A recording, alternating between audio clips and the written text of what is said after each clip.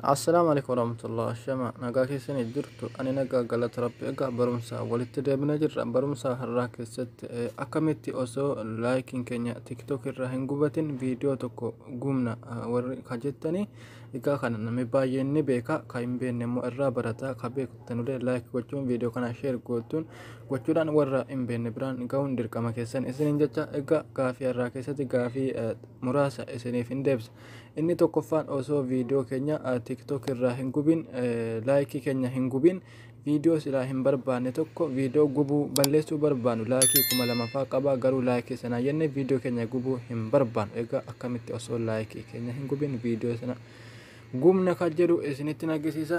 Inni biraa immoo viidiyoon keenya nama baay'ee bira hin ga'u tiktok irraa kunillee maali rakkoon isaa kan jedhuu fi inni biraan immoo viidiyoo keenya akka namni daawunlooding hin goone tiktok keenya irra akkamitti hidhachuu dandeenya kan jedhuu fi inni biraan immoo du'eet akka namni viidiyoo keenya hin goone viidiyoo nuti waraabne irratti nu cinaa taa'ee akka namni waraabee gama eenyuusaa gadi inni kana ni beektu kan akkamitti ofirraa hiina kan jedhuu fi egaa ni ga'a.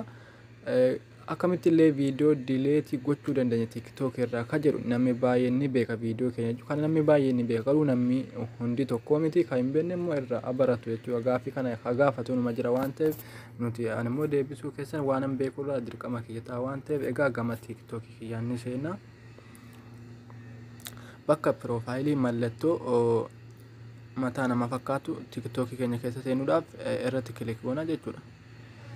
Egaa haala kanaan viidiyoo mareefu gadhiise tokko irratti sin argisiisa.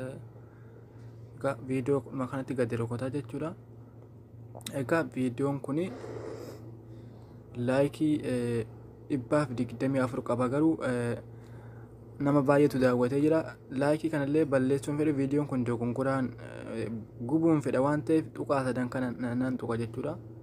Asin harkisa jechuudha jala kanaan kun akkas gootaniitu bakka dileet jedhu kana yoo dileetii gochuu feetan gonkumaa laayikii guutumatti dileetii gochuu fedha dileetii kana tuquu dandeessa warri dileetii barbaadan.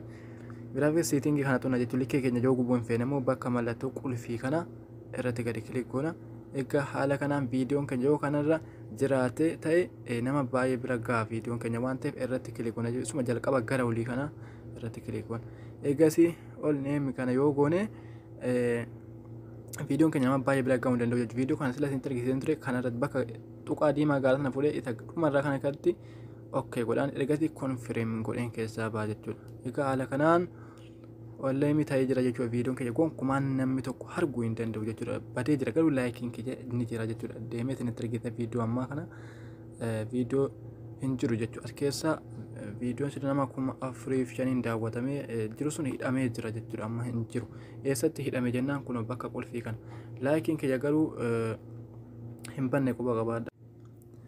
Egaa osoo laayikii keenya hin gubin viidiyoo keenya gubnee jirra waan ta'eef eessatti hidhame kan jedhuuf immoo mallattoo qulfii kana yoo ilaaluu feetan yookaan viidiyoo sana irraa hiikuu yoo feetan mallattoo qulfii kana tuttu yookaan harka keessaniin akkasas gootu. Egasii mallattoo qulfii kana viidiyoo nuti hiine kun as keessa jira jechuudha. Egaa ammallee sarara sadan kana tuqaa sadii jechuudha.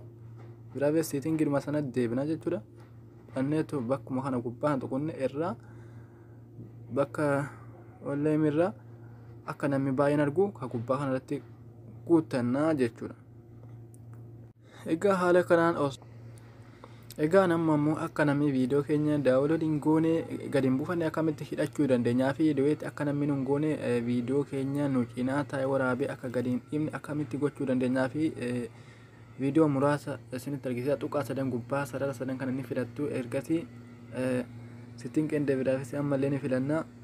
Sana booda mallattoo qulfii kana manage akaawuntii itti aantee mallattoo qulfii kana gara gadii ni filanna. Egasii ni dhumna jechuudha. Amma viidiyoo namni buufachuu hin danda'u kiyya oof ta'ee jira waan ta'eef baneen isin akka bakka daawunloodii kana mallattoo waan gadi buusu kana ni filattu. Kun banaa taanaan haala kanaan namni buufachuu ni danda'a. Kan irraa cuftanii gurraachessitu jechuudha haala kanaan. Egaa haala kanaan viidiyoon keessan immoo nama baay'ee bira akka ga'uudhaaf bakka laayikii viidiyoo jedhu kana irratti xuxxanii to ka gubbaa kana ta'uu qaba. Ollee miira yoo jiraate viidiyoon keessan gonkumaa nama bira gahuu hin danda'u waan ta'eef Ebriyaanii kanarra yoo ta'e viidiyoon keessan nama baay'ee bira gahuu danda'a waan ta'eef haala kana godhachuu qabdu. Yoo kaawwala viidiyoo poostii gootan sirriitti waan kana to'attanii ilaaluu qabdu jechuudha. Viidiyoon keessan akka nama baay'eedhaan akka hidhaa irra hin jiraanne isa jedhu. Egaa kanuma gaafii inni viidiyoon dheerateera waan ta'eef waan hafe immoo yeroo biraa isinitti argisiisa.